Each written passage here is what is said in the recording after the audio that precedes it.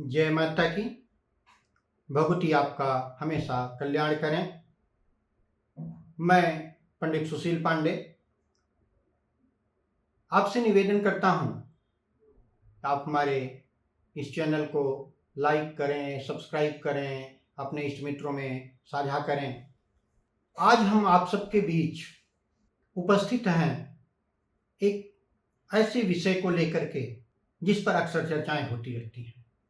इस पर जो मेरा विचार है, यानी जन्म और मृत्यु।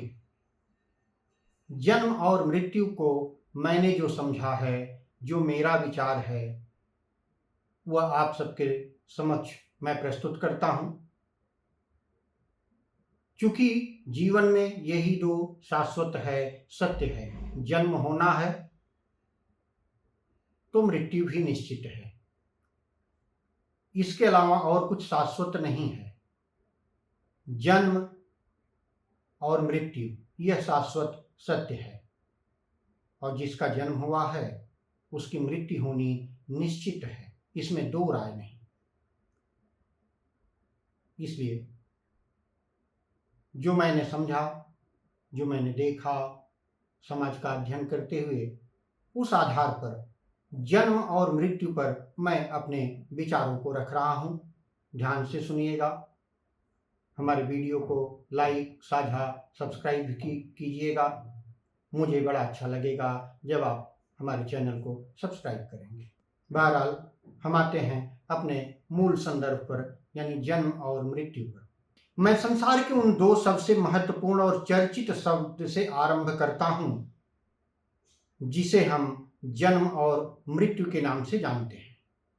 जन्म और मृत्यु, हम सभी के बीच इन दोनों शब्दों का कदाचित हर दिन जिक्र होता ही रहता है। किसी के लिए भी ये दोनों शब्द अपरिचित नहीं है।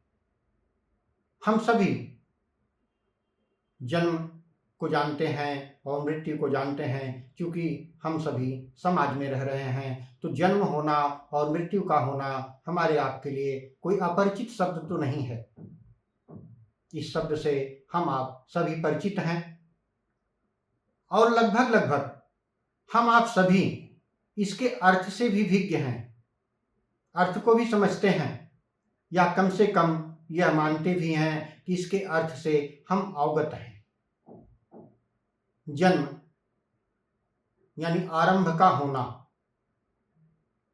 जन्म यानी आरंभ का होना, मृत्यु अर्थात समाप्त हो जाना।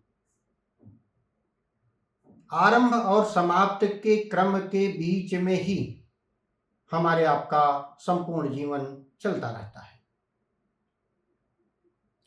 लेकिन यह तो एक सामान्य सा अर्थ है। आरंभ हो जाना और समाप्त हो जाना, यह तो एक सामान्य सा अर्थ है। भावनात्मक दृष्टि का प्रश्न यह नहीं है, और न ही यह पर्याप्त है। जन्म लेना प्रारंभ होना नहीं है। वस्तुतः जन्म लेने से पूर्व ही प्रारंभ हो जाता है। जीव का जब माता के गर्भ में आगमन हो जाता है, गर्भ में उसका रोपण हो जाता है, उसकी जीवन यात्रा वहीं से आरंभ हो चुकी है। किंतु वह दृश्य होता है, वह दिखता नहीं। दिखता कब है? जब हम माँ के गर्भ से बाहर आते हैं, हम उसको जन्म मानते हैं, जबकि ऐसा नहीं है। जन्म का होना यानी गर्भ में रोपण हो जाना ही जन्म का आरंभ हो गया। वहीं से हमारी जीवन यात्रा आरंभ हो जाती है। जिसे हम जन्म लेना मानते हैं, वह तो दृष्टि के समक्ष प्रकटीकरण के बाद का तथ्य है।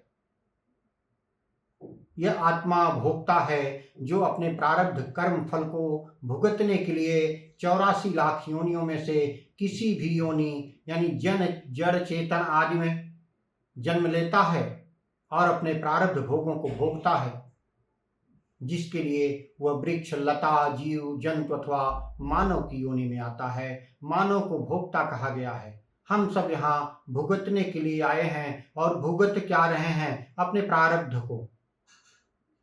क्योंकि हिंदू दर्शन, हिंदू विचार में पुनर्जन्म का होना माना जाता है, और वेद भी पुनर्जन्म के होने को सिद्ध करता है।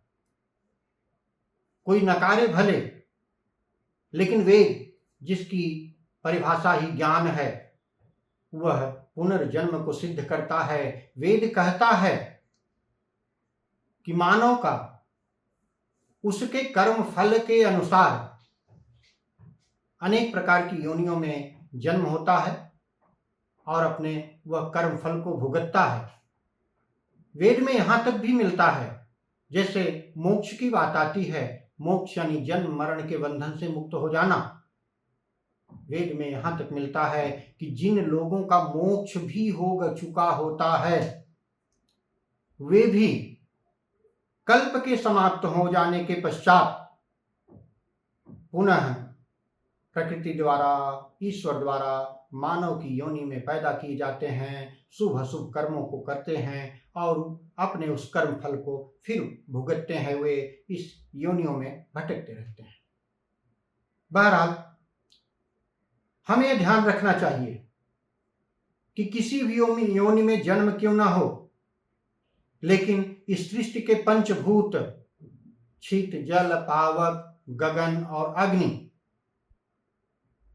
यानी इस पंचभूत का ही समन्वय उसमें अवश्य में व्याप्त होता है। किसी भी योनि में जन्म लिया जाए, यह पंचभूतों से ही उसकी संरचना होती है। वह किसी भी योनि में, जड़ चेतन में, वह भले ही क्यों न जन्म लेता हो, उसकी शरीर की जो संरचना होती है वह इन पंचभूतों से ही बनती है।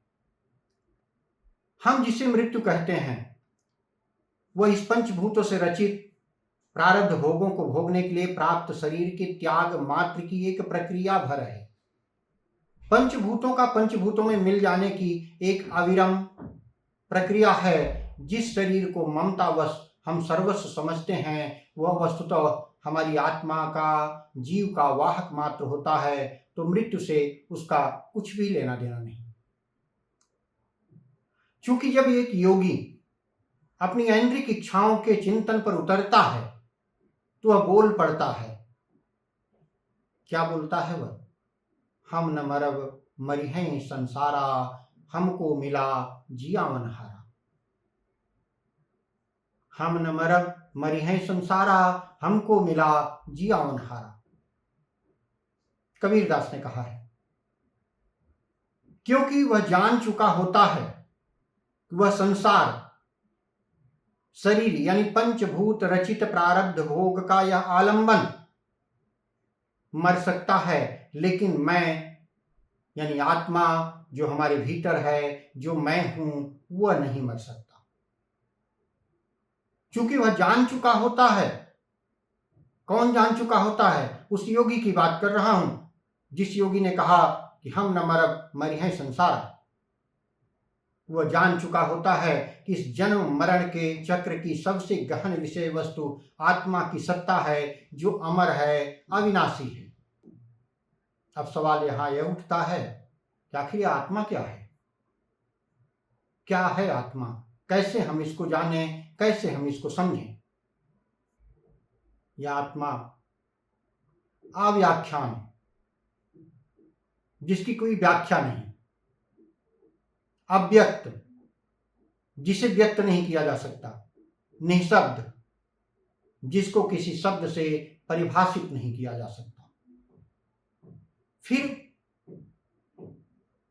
सवाल उठता है, फिर हम इस आत्मा को कैसे जान सकते हैं? जब यह इसकी व्याख्या नहीं हो सकती, इसको परिभाषित नहीं किया जा सकता, इसको व्यक्त नहीं किया जा सकता, तो हम इसको कैसे जान सकते हैं? इसका उत्तर है, यह आत्मा उस परम विराट सत्ता का ही अंश है, जिसकी व्यापकता इतनी अनंत है, इसका कोई भी आकलन नहीं किया जा सकता। वह सूक्ष्म से भी सूक्ष्म है, वह निष्प्रिय है, जिसे महसूस भी नहीं किया जा सकता। वह इतनी शांत है, उसे सुना भी नहीं जा सकता। वह निर्लेप, निर्विकार और निराकार भी है। वह कभी मरती नहीं, क्योंकि उसका गुण ही अमरत्व है।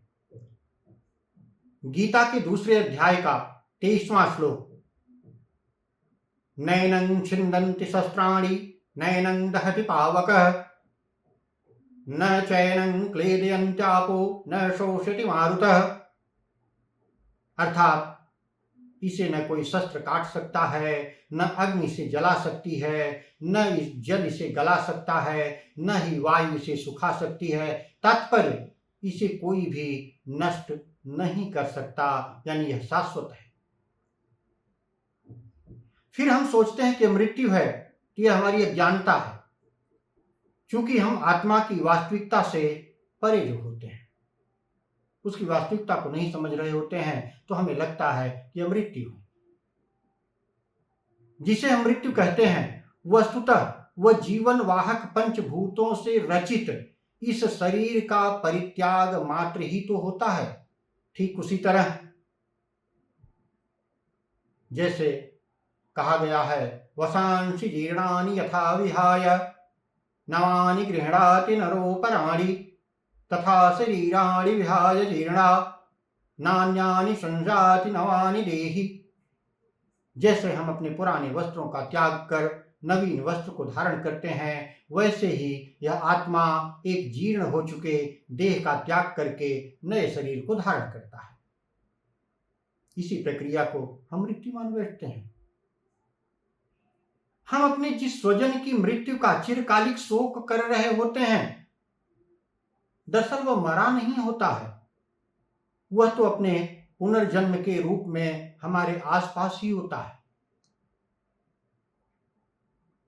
जिसको हम यह मान के चलते हैं कि यह मर चुका है, नहीं, वह मरा कहाँ है। वह पुनर्जन्म के चलते किसी अन्य रूपों में वह हमारे आसपास ही तो है। वह किस रूप में होता है, यह विषय बहुत कठिन होते हुए भी बहुत सरल है। यानी वह किस रूप में होता है, यह सवाल बड़ा कठिन है, लेकिन दूसरे पहलू पर देखें तो यह बड़ा सरल भी है। हम कैसे जान सकते हैं कि वह हमारा आज भी हमारे बीच है? इसका उत्तर है, वह फूल के रूप में, चिड़िया के रूप में, मानव आदि के रूप में हमारे आसपास ही होता है, जिसे हमें पहचानना होगा। और उसे हम पहचान सकते हैं उस स्वजन की सारगर्भित इच्छा या गुणों के आकर्षण को जान करके। चूंकि भगवान कृष्ण ने गीता में कहा है, मनुष्य अंत काल में जिस किसी बात का स्मरण करते हुए शरीर का त्याग करता है, वह उसी भाव को ही प्राप्त करता है, क्योंकि वह सदा उसी भाव से भावित जो रहता है। यं यं वापि अस्मरन् भावं त्यज्यत्यन्ते कलेवरम् तं तमैवेति कौन्तेय सदा तद्भाव भावितः। इसलिए मैं पुनः कहता हूं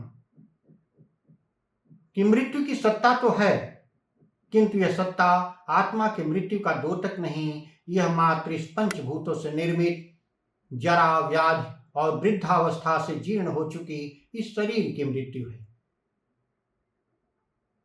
मैं इस बात को पुनः कहता हूं, जिसे हम मृत्यु मान करके शोक संतप्त हो रहे होते हैं, वह मात्र शरीर का त्याग भर है, मृत्यु नहीं है।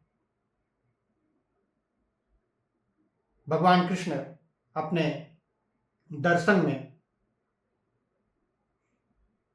क्योंकि भगवान कृष्ण बहुत बड़े दार्शनिक थे, उनसे बड़ा फिलॉसफर, उनसे बड़ा दार्शनिक अभी तक कोई दूसरा इस धरती पर नहीं आया है।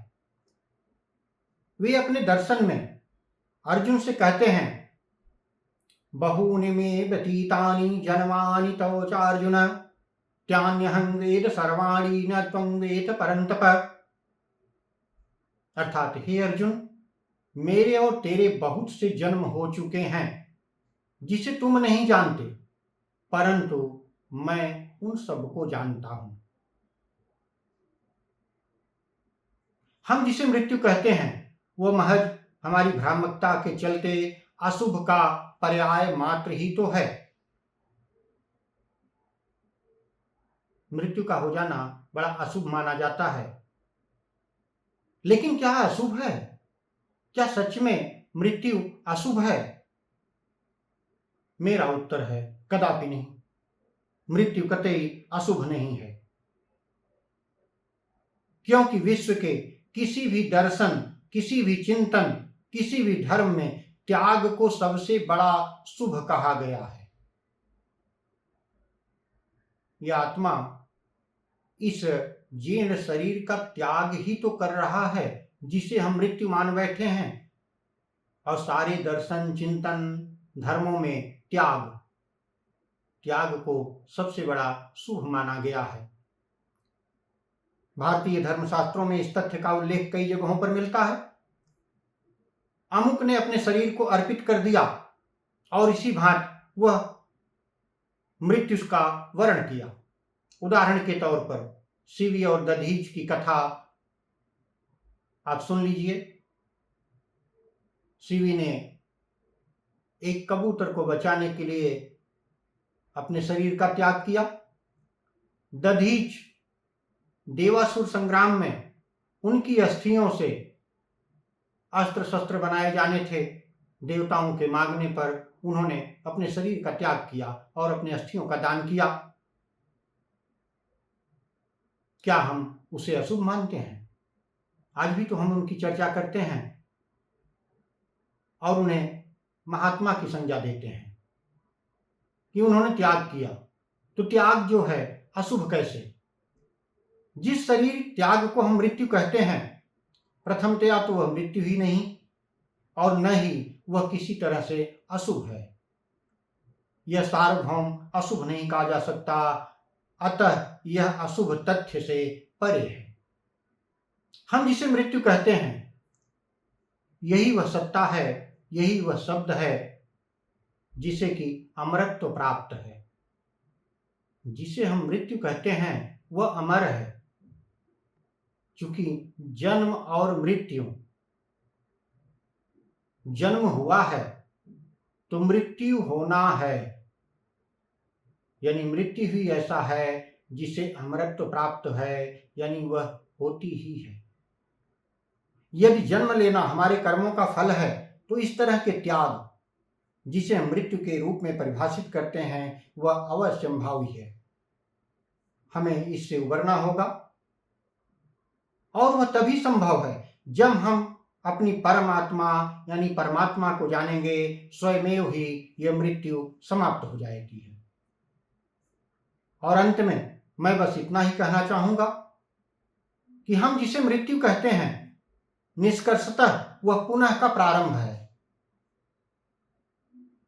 प्रारंभ कैसे? एक नए जन्म के रूप में उस आत्मा का पुनः यात्रा आरंभ हो रही होती है। जिसे हम मृत्यु कहते हैं वह है प्रारंभ पुनः की।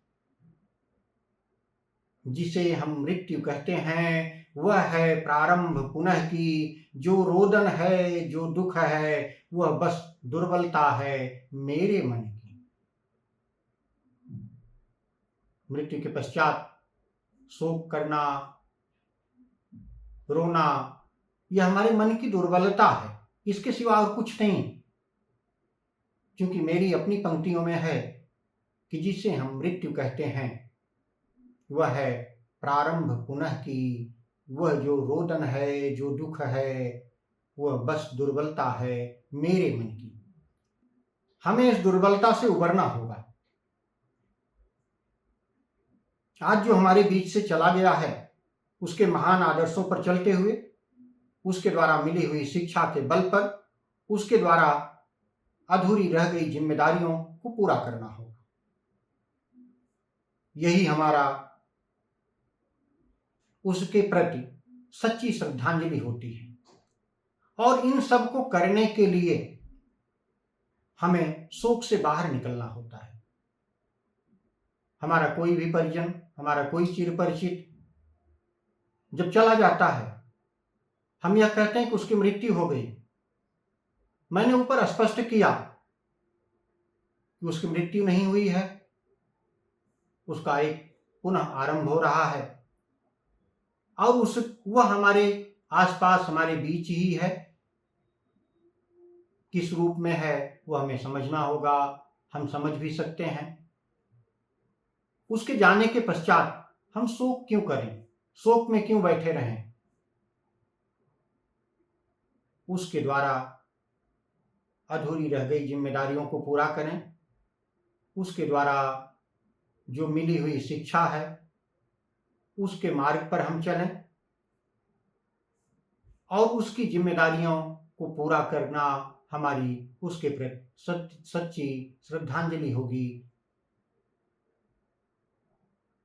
जन्म और मृत्यु पर जो मेरा विचार है, इतना आप भी इसे अपने तरीके से समझें। कमेंट के रूप में आप अपनी राय दे सकते हैं। मैं यहीं अपनी वाणी को विराम करता हूँ। आशा करता हूँ कि आपको हमारे वीडियो अच्छा लगेगा। आप निश्चित रूप से हमारे चैनल को सब्सक्राइब करेंगे, साझा करेंगे, लाइक करेंगे और हमसे जुड़े रहेंगे। आने वाले समय में धीरे धीरे हम और भी अलग अलग विषयों को लेकर के आपके समक्ष प्रस्तुत होते रहेंगे। तब तक आप अपना ख्याल रखें। भगवती आपका कल्याण करें। जय माता की।